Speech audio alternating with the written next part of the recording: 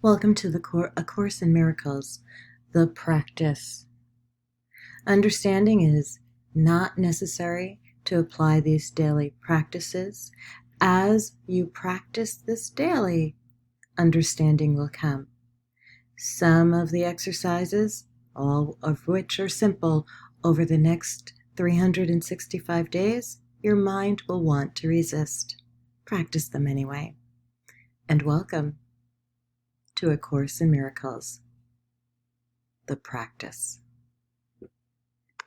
Welcome to A Course in Miracles, the practice. Today we're on practice prompt 188. The peace of God is shining in me now. Why wait for heaven? Those who seek the light are merely covering their eyes. The light is in them now. Enlightenment is but a recognition, not a change at all. Light is not of the world, yet you who bear the light in you are alien here as well. The light came from you, from your native home, and stayed with you because it is your own. It is the only thing you bring with you from Him who is your source. It shines in you because it lights your home and leads you back to where it came from, and you are at home. This light cannot be lost. Why wait to find it in the future or to believe it has been lost already or was never there?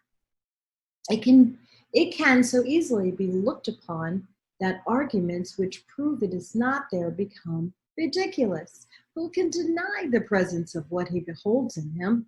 It is not difficult to look within, for there all vision starts. There is no sight, be it of dreams or from a truer source, that is not but the shadow of the seen through inward vision. There perception starts and there it ends. It has no source but this. The peace of God is shining in you now, and from your heart extends around the world. It pauses to caress each living thing and leaves a blessing with it that remains forever and ever. What it gives must be eternal. It removes all thoughts of the inferior and valueless. It brings renewal to all tired hearts and lights all vision as it passes by. All of its gifts are given everyone, and everyone unites in giving thanks to who you give and you who have received. The shining in your mind reminds the world of what it has forgotten, and the world restores the memory to you as well. From you, salvation radiates with gifts beyond all measure, given and returned.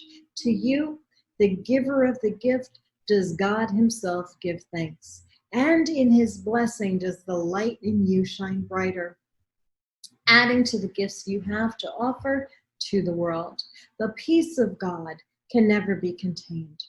Who recognizes it within himself must give it, and the means for giving it are in his understanding. He forgives because he recognized the truth in him. The peace of God is shining in you now and in all living things. In quietness is it acknowledged universally. For what your inward vision looks upon is your perception of the universe. Sit quietly and close your eyes. The light within you is sufficient. It alone has power to give the gift of sight to you. Exclude the outer world and let your thoughts fly to the peace within. They know the way. For honest thoughts untainted by the dream of worldly things outside yourself become the holy messengers of God Himself.